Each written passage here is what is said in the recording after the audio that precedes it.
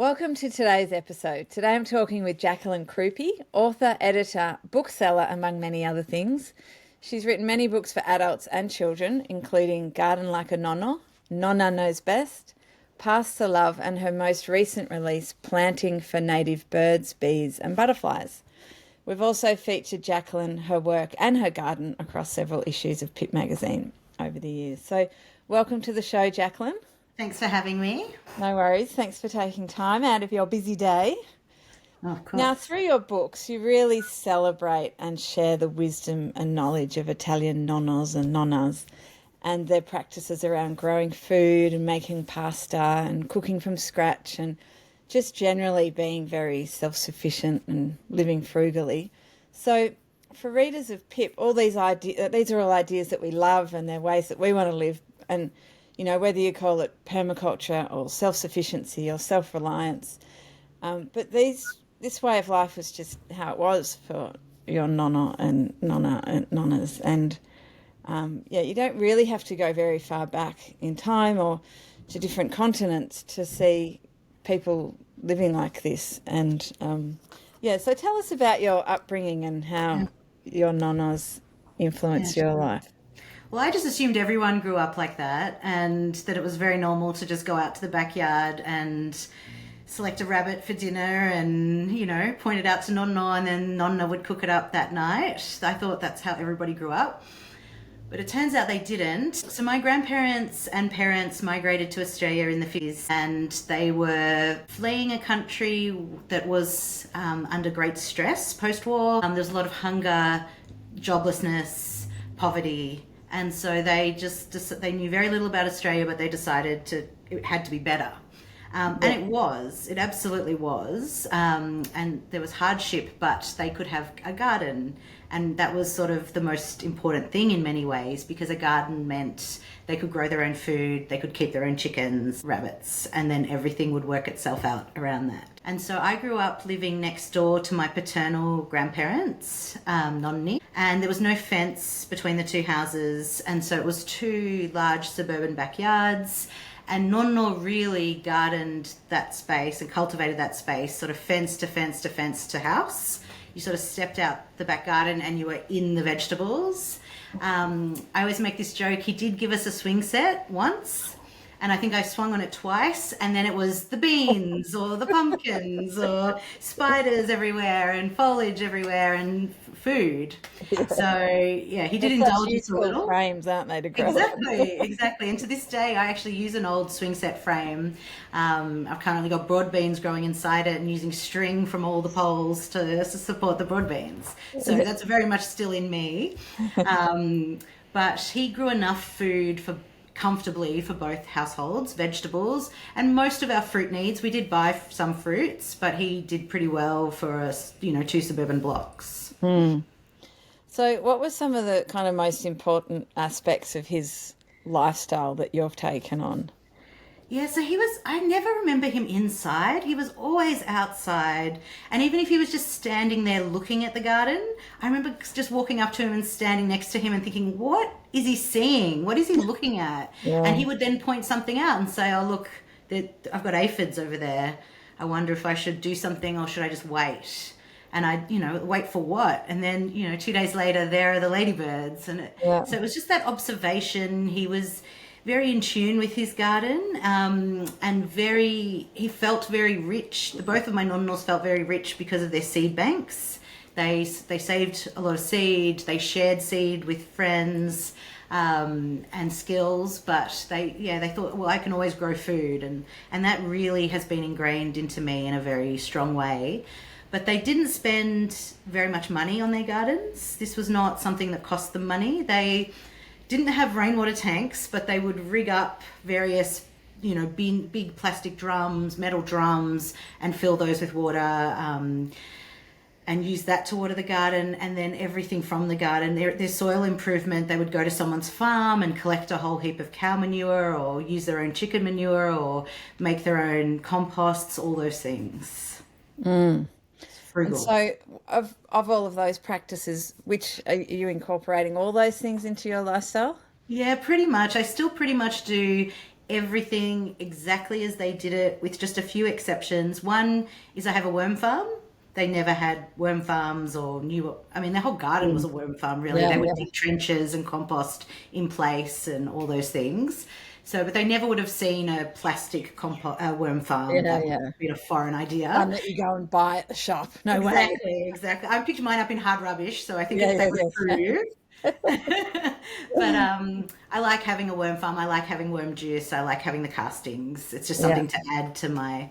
But I try not to bring much into the garden space. I make my own hot composts like they did.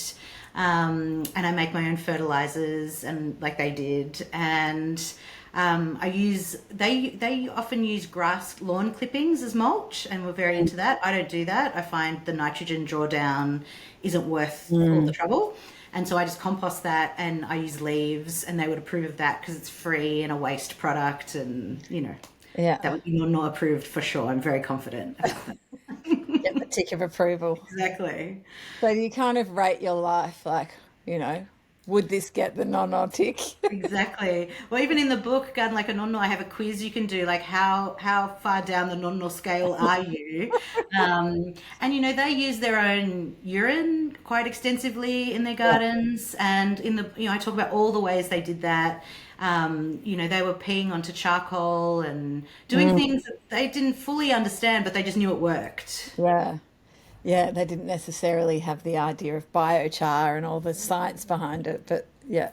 Exactly. And they planted by the moon. They believe very strongly in sort of those principles, but that I don't know where that came from, but I still follow that and find it works for me. Yeah, and like you were saying when we spoke the other day, like they're totally living a permaculture lifestyle, but they probably never heard of the word permaculture, and they were probably doing it before the word even existed. Yeah, absolutely. And the more I find out about permaculture, the more I think, oh yeah, my nonnas did that, and my nonnas did that, and it's of course it's an ancient thing that many cultures have sort of put to use. Well, I mean, it can be described as, it's kind of common sense, but it's just that it's not that common anymore. It's funny, I always say they were just common sense gardeners, and really in tune with seasons and soil, and just, getting busy in the garden. They were in the garden every single day doing something. And some of those ideas, they by learning intergenerationally, so that those ideas and concepts have kind of been built up over probably hundreds of years and lots of generations. And it's, you don't have to read it in a book or do a course about it. You've just kind of, as you have, grown up with it, surrounded by it, and it's just part of your normality. Yeah, absolutely. I remember when I first started working in a bookshop being surprised by how many gardening books existed. Yeah. Well, this is many years ago now, and I love gardening books, but my nonnas would never have read a gardening book or looked at a gardening book ever. No, and not everyone had the luxury of a nonna in their garden teaching them. I was very lucky, and I really loved it, and so I was out there with him quite a lot as a child, and I spent school holidays with my other grandparents, and they had a much bigger garden, and the summer school holidays were so formative for me because of tomatoes and the importance of tomatoes for my family, and to my nonna, and how seriously he took them. And everything I know about tomatoes, I know from him. Yeah, beautiful. So do you think there are any sort of things culturally that, like the way that they lived, that maybe isn't so possible? Like, are there barriers nowadays to living as they once did? I don't think so. Space, you need to have the space to do it on the scale that they were doing it. But if you have the luxury of space, I think you certainly can do it, and time. It's a labor-intensive activity. And so, I work full-time and am trying to grow a lot of food. So I do take some shortcuts, and there's certainly more weeds in my garden than there ever were in their gardens. Yeah. And they also really liked to hoe the soil and turn it over a lot. And I try to not disturb it as much, and so I'm more reluctant to do that. But I think it's not certainly not money as a barrier, because you can do this incredibly frugally and intensively if you've got the space. It's space and time. Yeah. Yeah, time is the big one, isn't It it? really is. And when you get the timing wrong on something and you miss something by a couple of weeks, the implications of that for the whole season can Yeah, be quite profound. yeah, And they just never missed the window. They always yeah, planted things on the exact same day every year. yeah. And did You're they on. have it written down, or did they just feel No, it? they knew. They Yeah, just Nonna knew. I remember once garlic was always, of course, on the shortest day and then harvested on the longest. So that was, I don't do that anymore. I think that sort of changed a bit, but yeah, that's certainly how they did it. But tomatoes, I think it was just, July 31, yeah, tomato seeds got planted, yeah, hundreds of them. yeah, And that just happened every July 31. yeah, yeah. And also, so in your other book, Nona Knows Best, can you share with me some of the things that you share in that book? Yeah, so my family, the way they divided the labor was pretty traditional. Nonna was outside growing all the food, and then he pretty much just left it at the back door, and Nonna would come and get it and cook it and feed everybody and preserve it. And so she very much was doing all those inside preserving jobs. They would make wine together outside. That was considered an outside job. Yeah, And salami was in the garage, and yeah, there were a few exceptions. But Nonna was very much the heart of the family, both of my nonnas, and they really showed their love through food. So as soon as you showed a preference for anything, suddenly every time you visited, that would be on the table, along with 10 other things that you vaguely liked, as it said yeah, one point you liked. But that they remembered everything. So you had to be really careful what you said, yeah, and be committed to eating a lot of it for the rest of your life. They, so yeah, love was very much through food, and my maternal grandmother was just such a phenomenal cook, and she was sort of known amongst all our family friends and everyone from the little town that she's from as being the best cook from this town of very good cooks. yeah, So she taught a lot of people how to cook, and she certainly taught me. And I loved being in the kitchen with her and making pasta with her and all the different things that she made. So it was a very food based. She also, she loved other things. She loved playing Italian cards, and certainly in grandparent Italian culture, there's no letting children win. yeah, yeah, They want to destroy all competition. So you really had to learn to get good. And I yeah. remember the first time I beat her at this game Briscola. It was like the greatest achievement of my 11 years I on this beat planet. Nona. Exactly. Exactly. Now I think of it, there's something a little sad that I beat her, but at the time it was pure victory because she had destroyed me for many years. Yeah. And so do you sort of, you obviously love gardening and the outside, and I assume you love the preserving side of things. And so do you identify more with your nonna? I do feel this real pull between the kitchen and the garden. Yeah, Whenever I'm in the kitchen, I want to be in the garden. Whenever I'm in the garden, I want to be in the kitchen. yeah. And so I have sort of got the both roles, which feels a little unfair sometimes. It's like, oh my God, I've just grown all these apricots. Now I need to make all this Oh, I've apricot got to jam. Like I've got to climb the tree and harvest them, bring them inside and preserve them. Yeah. But that's a lovely burden and problem to have most of the time. And I do love both and doing both. But yeah, whenever I'm in one, I want to be in the other. And sometimes that pull is a really, strong feeling in me of I should be in the garden planting, or I should be in the kitchen cooking and preserving. And maybe one day I'll get the balance right, but for now it's constantly running from one to the Yeah, other. yeah.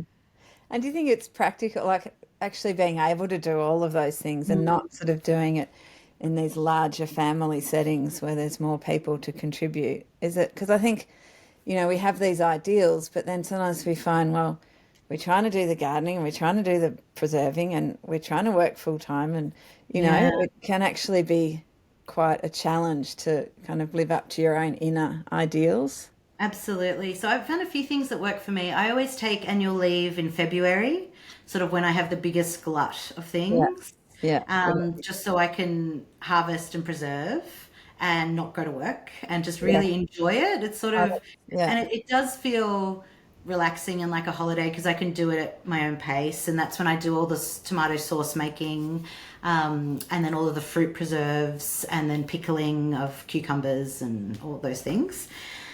So that works well for me. But if I didn't do that, I think it would be a real test. We have given up a few traditions that didn't make sense for us to continue. So we don't make wine anymore. Both sets of my grandparents made a lot of wine for the families for the whole year. They made their vinegars, white wine vinegars, red wine vinegars, and you know, the wine that they made, was it the best wine I've ever had? It certainly wasn't. Was it the worst? It was pretty close. It wasn't good.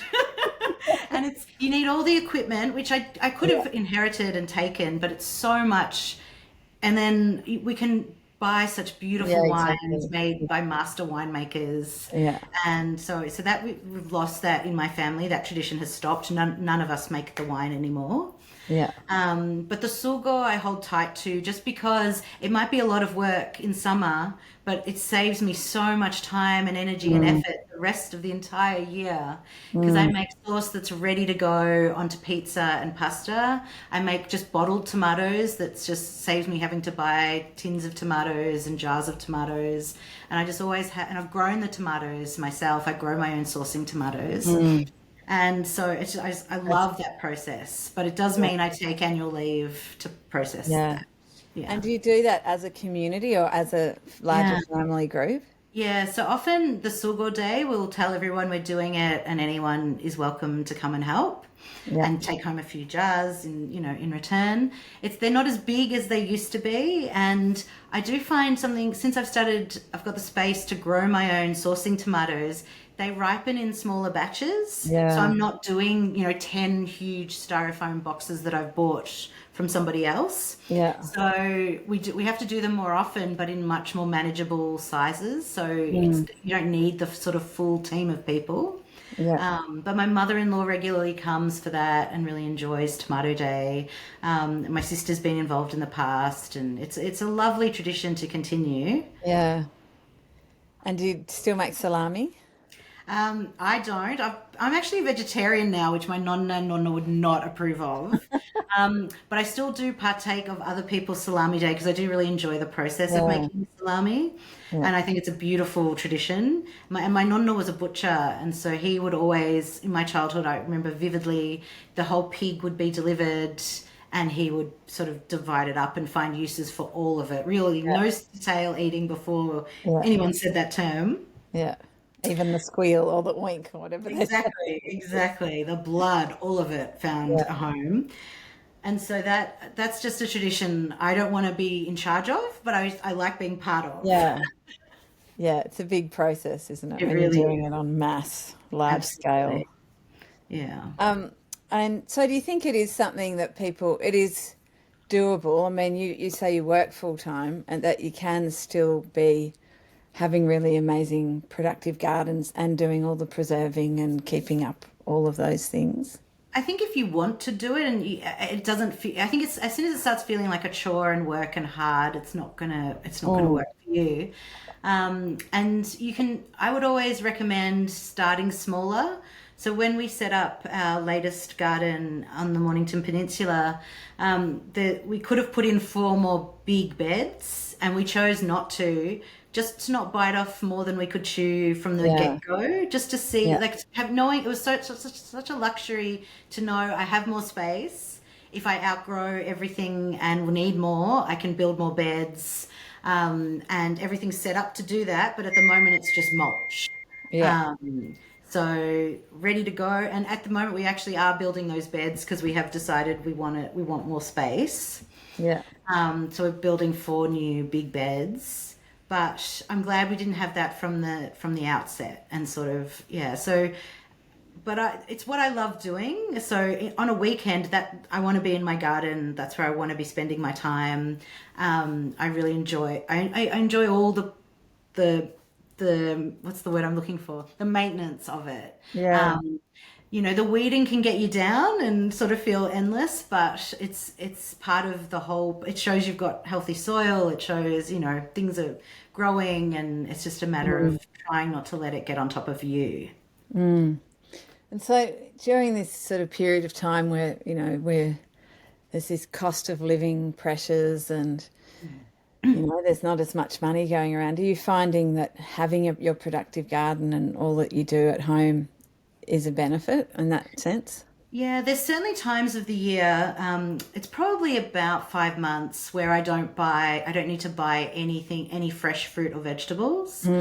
I'm not good enough at it yet with succession planning and all those things to not have any hungry gaps. I have a few sort of key moments where it's like there's nothing out there, or there's one thing and we'll eat it, a few nights a week, but we really need to supplement it with other things. But I do find I'm leaning more on my preserves and using looking what I have in the cupboard and putting together meals from that. And now we don't have frost, so I can grow potatoes year round, which is a big change for me. And suddenly finding all the things you can do with potatoes. And combining them with, I've got all this pickled fennel and going, well, that makes a great salad, Potato salad with pickled fennel turns out it's the most delicious thing in the world. And what else can I do?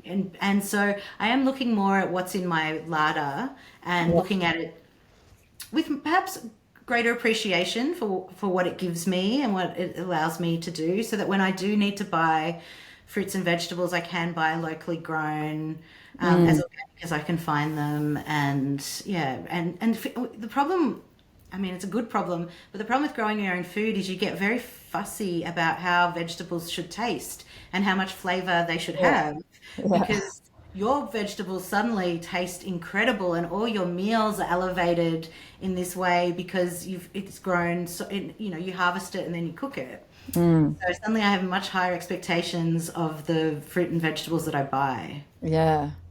Once you've grown your own, it's hard to go.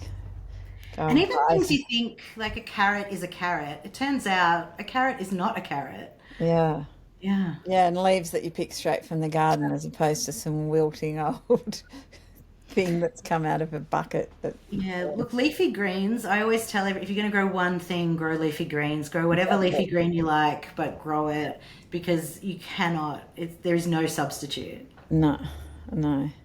So in issue, I think it was 2.5 years ago, we did an article about your garden and how you've transformed a tennis court into a garden. Can you tell us a bit about that process? Yes. So when we bought this property, it had a tennis court, and I don't play tennis.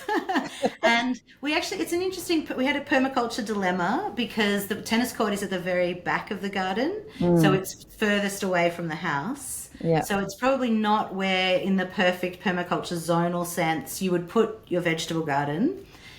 But it was completely flat and it had poles already in place. Yeah. And some wire around it.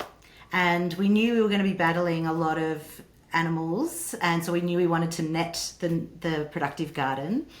And it took us a long time. And then we had a lot of tea trees closer to the house. And so if we were to put the vegetable garden closer to the house, we would have had to remove the very established old tea trees. And so we kept sort of thinking, yes, no, it should be near the house where you can see it. The chickens can't be all the way down there, and all those questions. And we sort of realized it's the perfect spot. It gets the most sunlight. It involves removing the fewest, no vegetation or trees. It is so clearly where the productive garden should go. And we just have to change our behaviors and go down there all the time. Yeah. So I take my morning coffee down there in my pajamas and just have a little look around every morning, see what's going on. That observation, like standing next to Nona going, what is he looking at? I'm now the one looking. And I try not to do too much because if I start, suddenly I'm there, it's lunchtime and I'm still in my pajamas. And yeah.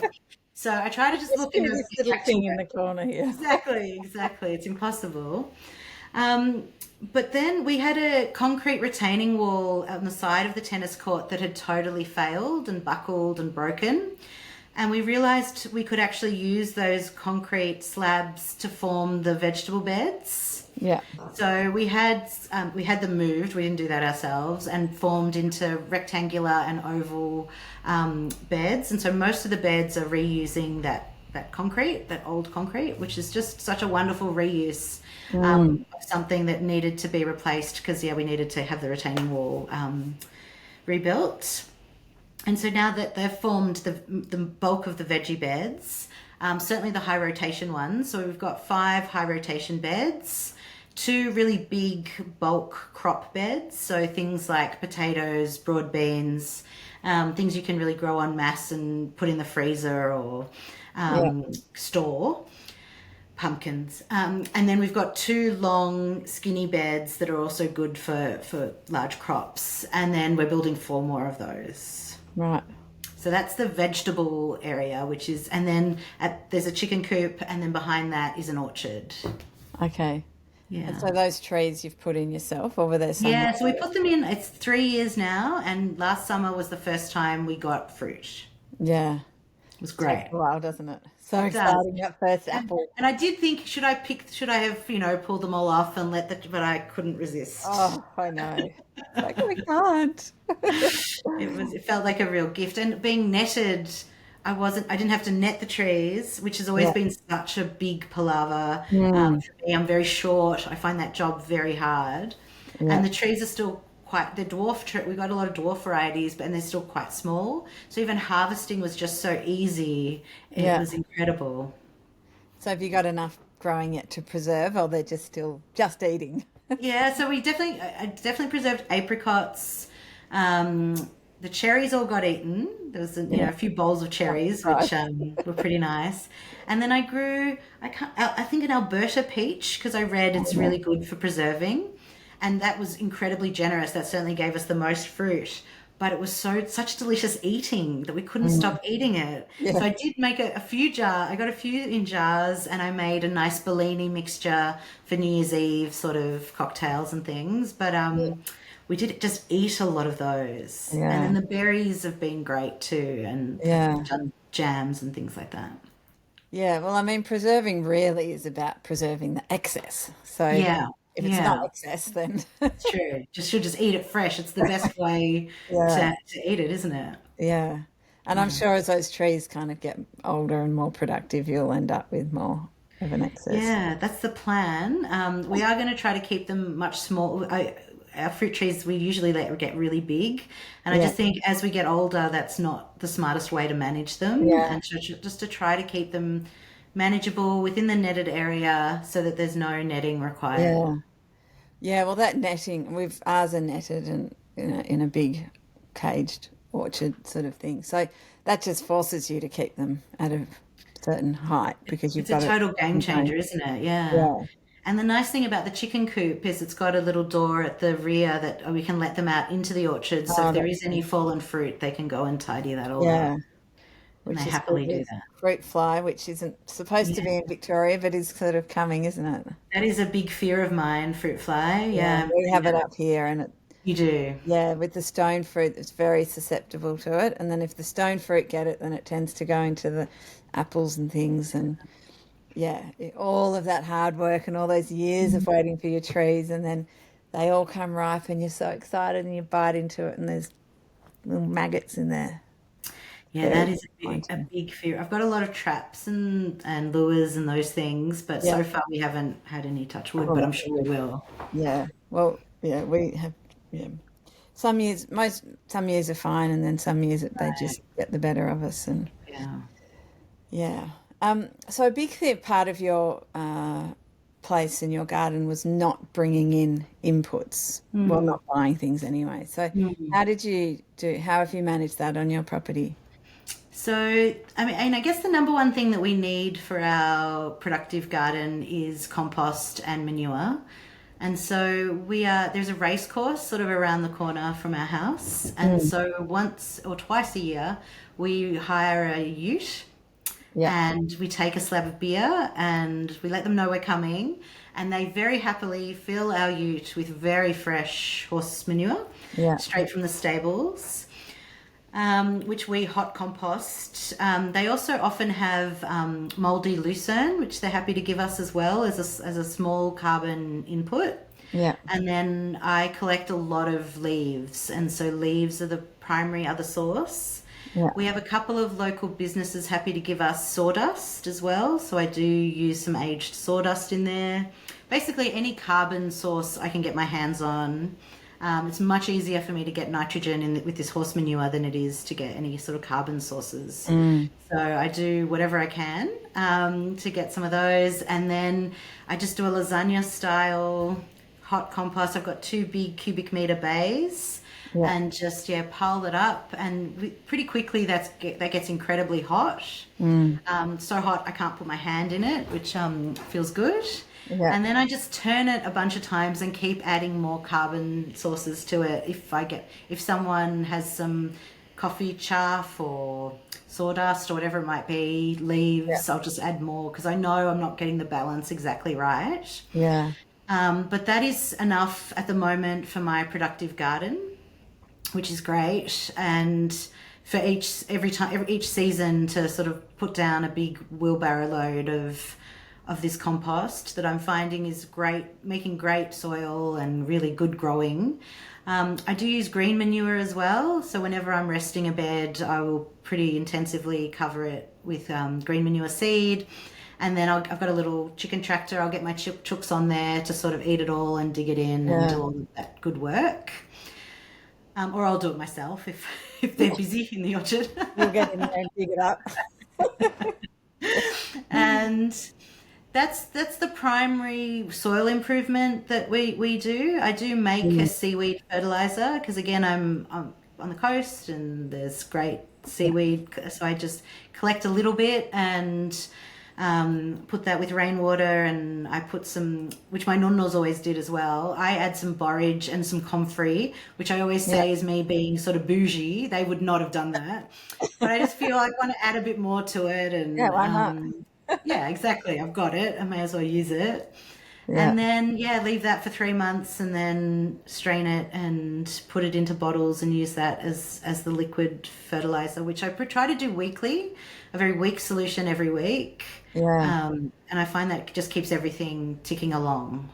And you mentioned like hiring a car, and we talked about that in the article that you don't have a car in your household. Is that still the case?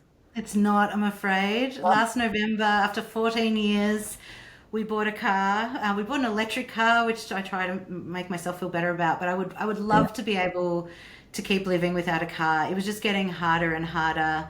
We did used to use a car share program that was closed down, and so suddenly we just couldn't access our neighbours' cars anymore in the same way we were able to. And that really made all the difference. Just being able to get a car when we needed one easily. As opposed to going to a car hire place that you've got to catch a bus to and, return it in certain hours. And so, I want to blame that, but I mean, we could have kept trying, I guess, but that certainly was without a car is pretty impressive. Yeah, thank you. I mean, it was part of my identity. I do feel like, who am I now that I have this car? I do try to forget that I have it and use it as little as possible because that's obviously still using energy to charge it. But it is it's made life easier having it. Yeah.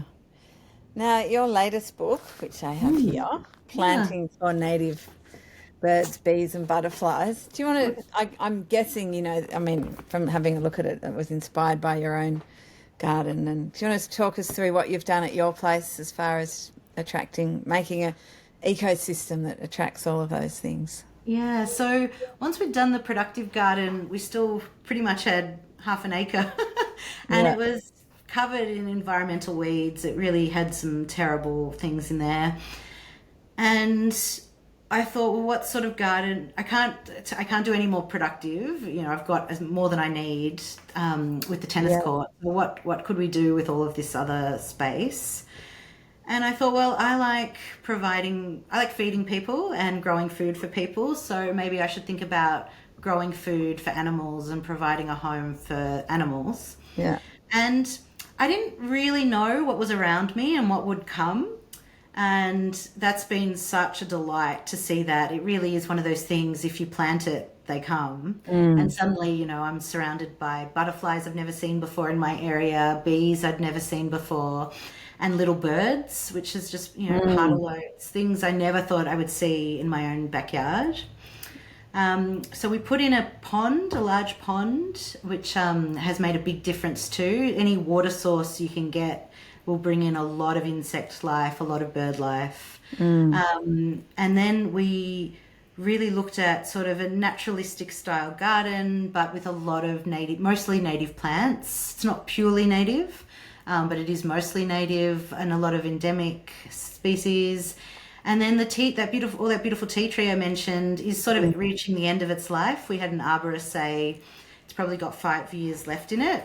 So we planted a lot more tea tree to sort of take its place once those tea trees aren't around anymore. And what are some of the best plants that you find? I mean, I know it's different depending on what area you're in, Sure. but if people wanted to maybe get started and just sort of get a few things in, what would you recommend? Well, the things that I've seen have made the most difference, and they're just small little dainty plants, is the native bluebells. So there are 5 families of native bee, and they're all drawn to our native bluebells. And so tufted bluebells. So I've just planted those all around the place, and I see a lot of bees on those, and they're just such beautiful, whimsical plants. And you wouldn't think they sort of pack the punch that they do for the native bees, but it turns out they're a big attractant. And then I've really gone into paper daisies, straw flowers. Oh, they're beautiful. They're so beautiful, and they ask so little of you as a gardener, and they give you so much. And then they're obviously, the butterflies love them, the bees love them. And I grew a wildflower meadow, and it just brought me so much pleasure and joy to just see just an explosion of colour. Because otherwise, a lot of our plants, there's a lot of green foliage in our garden. I love the colour green. There's a lot of green, but to just have all these pinks and whites and yellows and reds in this one meadow was just gorgeous. So I do like the straw flowers, and then I love all the native grasses. I didn't expect to find native grasses so interesting and structural, and they're working really hard. They're providing nesting materials for birds and bees, seeds for seed-eating birds. They're doing a lot, while, you know, again, being very easy for you as the gardener. And so, I mean, you've got a reasonably large property, but as far as all these things where it's growing your own food or native gardens or attracting birds and bees, can people do all those things on a smaller scale, would you say?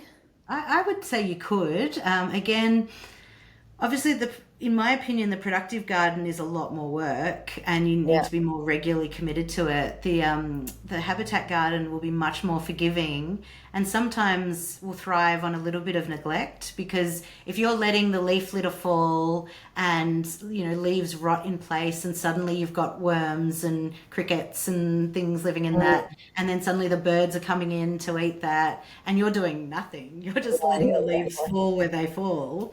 And you're suddenly this very important part of the food chain. Whereas with productive gardening, it's not gonna be as forgiving. You know, if you don't water it, it's gonna die.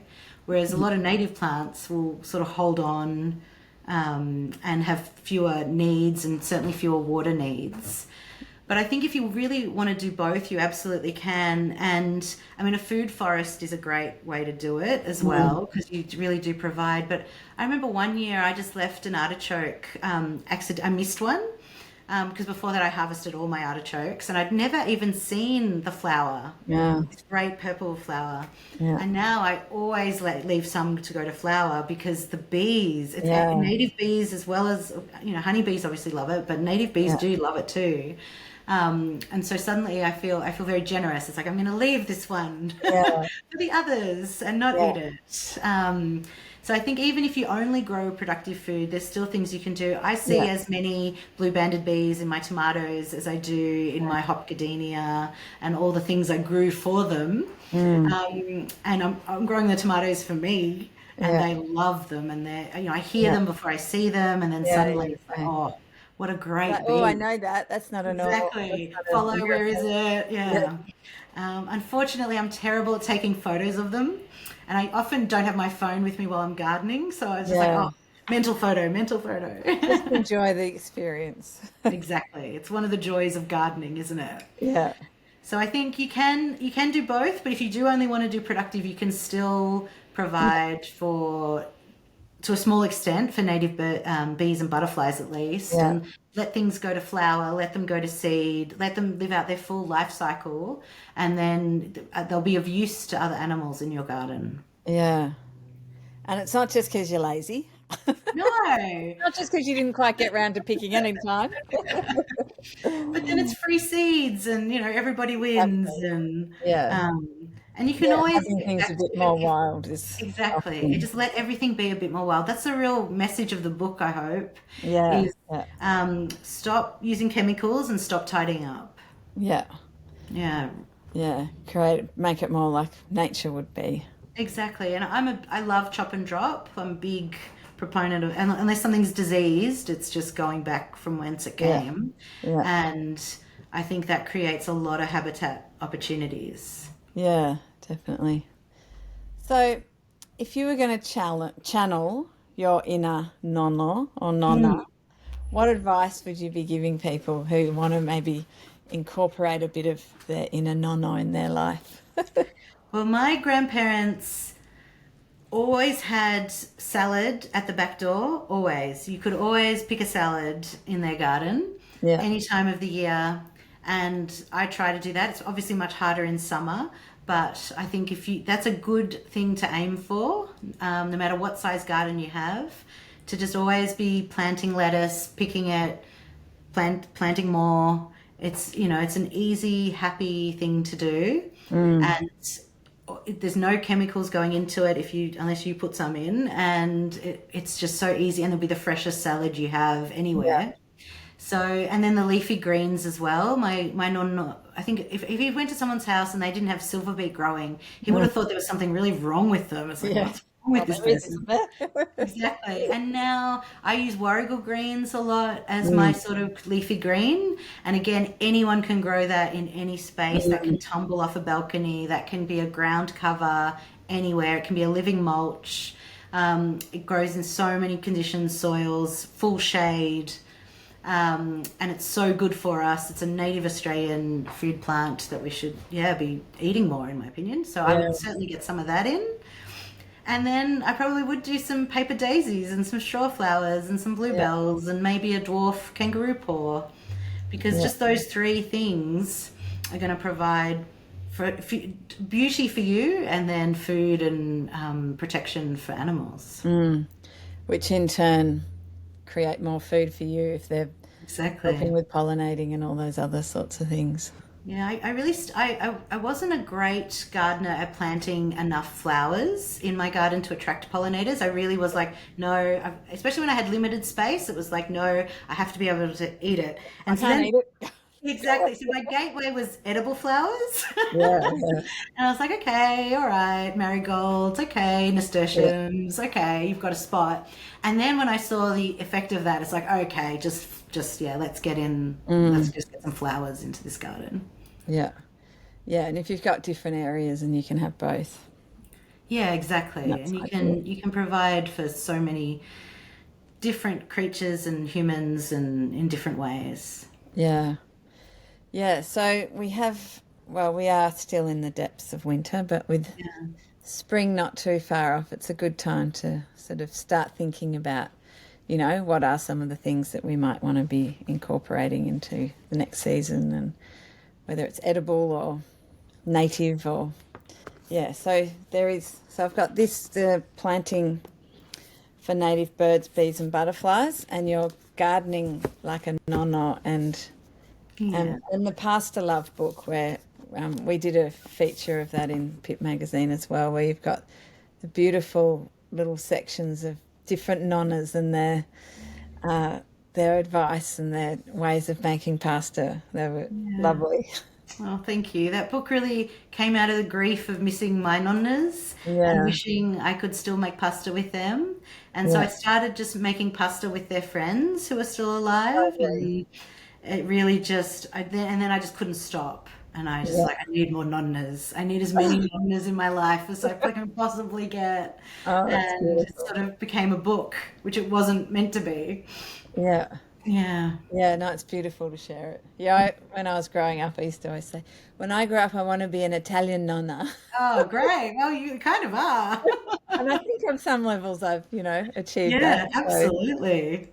yes. So now I Yeah, have some guides to go by. absolutely. You've got a strong nonna in you. Yeah, I my always inner say, like, nonna. anyone can be a nonna. It's a state of mind. It's not, Yeah, you don't have to be you a don't have to be grandparent. Italian. You I don't have to have be gone and Italian. lived in Italy and learnt Italian. So All right. I've got, well, it's probably a bit rusty now, but Now you're yeah, ready to go. I'm ready to be a nonna. Yeah, absolutely. I think we all are at the moment. I think it's a good way to live a life. Yeah, yeah, and I think, there is a lot of sort of instability and, Mm. you know, financial kind of instability. And I think, even if you don't have this huge productive garden, that you're totally self-sufficient, just knowing that you've got a few things in the garden and you've got a few skills where you know how to make things if you need to, and you're not sort of reliant on buying absolutely everything. It can, yeah, it just means that you can survive and live and have a good life whether you have lots of money or not, which is always nice. Absolutely. I think we could all simplify things a little bit. And yeah, my 10 people could drop around at her house and she would be able to feed them with what she had in that Yeah, moment in that house. yeah, And I think we have sort of lost a little bit of our confidence that we can sort of do that and just mm, make something out of very little. And I remember Nonno as well in the garden he always made, and I do too, fertilizers out of, if he did a weeding session, he got a bucket of weeds, he would fill it with water and leave that for a few weeks and then put it back into the garden, because some mm, nutrients will come from that and it's a way to kill the weeds as well. yeah, And I think, yeah, when you think you have nothing, you probably have everything. yeah, yeah. And it's just knowing those little tips and tricks and Yeah, experimenting too, like not feeling absolutely. like you have to, there's a set rule about how to do it. Like, I remember some of those gardening shows, like Vasili's garden show and things like that. And he'd go around to different people's, homes, the elderly Greek and Italian, and they'd all have these, theories of what worked. And, they were completely unique from the next person. And yeah, it's not all black and white. No, you There's, just need to find what works for you and yeah, your life and your garden, your space as yeah. well. And your lifestyle and your time. Yeah, And yeah. yeah, Yeah, and I think the biggest challenge really is time, like just mm, having the time to do it and yeah. yeah, trying to find ways to make Yeah, your life a bit more simple so you've got yeah. it. I do prioritize my garden. So I think there's Yeah, definitely times of year where I know I've got certain jobs I've got to get done. And so I will sort of block out time and be like, no, I've got to get the brassicas in because otherwise I'm going to have no food all yeah, winter. yeah, So I can't go and do this other thing. yeah, And I think if you have to be willing to do that, but if you are, you'll be successful at growing food because mm, you're just prioritizing doing that over other things. yeah. And having a little bit of an idea of what you need to do when and Yeah. getting better at that. Yeah, I put a seasonal plan in Garden Like a Nonno because in these gardening workshops I do, I really did learn that a lot of people don't know that and Yeah, they want to be told what to do when. yeah, And I always refer them to Peter Cundall's book as well, that mm, Australian Gardening week by week. He just tells yeah, you what to do every single yeah, week in the yeah, productive garden, in the ornamental garden, in the orchard. And I mean, that book stands up now. I don't know how long it's been around, yeah, but if that's what you need, the information is there. yeah. And also, just sometimes planning it out. Like we've just recently put these little garden planner posters in Pip so that you can. Sometimes it's just a matter of spending an hour or two going, what do I want to plant this season? When does it need to go in? And then if you've got it there, you can just refer to it easily. Yeah, that's actually been a bit of a game changer for me with these 5 high rotation beds. Is I know what was in. I'm moving everything one bed over each sort of growing season. Yeah. And so I can look back at my diagram from winter and think, okay, right, the tomatoes now go in bed 4 because they were in bed 3 last year, they were in bed 2 the year before, they were in bed 1 the year before that. And so I just see them sort of moving down the row. And that's simplified things for me too, because I immediately know where things are going, when I need them to go in, and get the bed cleared and ready for the tomatoes by late March. So do you record all of that? I do. Yeah. I do terrible diagrams. Yeah. Yeah, it's all just diagrams, and things change, and I can't have any bare soil. I will immediately plant something in it. Yeah. And so sometimes I forget that that was meant to be the garlic, and now I've put something else, and suddenly you've got to find a different spot for the garlic. Yeah. Because when I go to plant it, it's like, oh, I've filled this with fennel. It wasn't meant to do that, but I remember doing it. Yeah, that was me. So, yeah, I'm not the best at planning and sort of sticking to it, but I do always have a vague idea of what's going to happen the next season. Yeah. And then, and I just visually remember what bed the tomatoes were in, and then, and I think that's also good for the soil, obviously, to just keep things moving and rotating.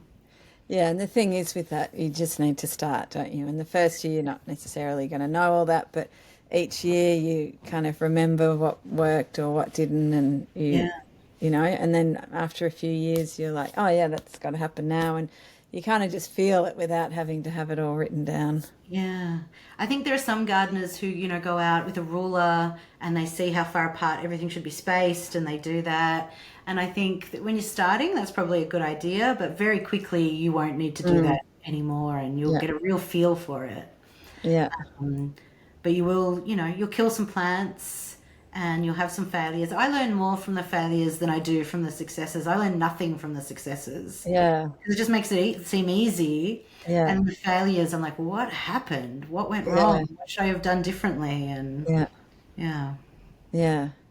Oh, well, it's been really lovely chatting to you today and to hear all your perspective and hear about your nonnas. Yeah. And if only we all had a nonna in our garden to help us. And I wish if they could come and do some weeding at the moment, I would love that. They would be able, because they would not be impressed by the weeds.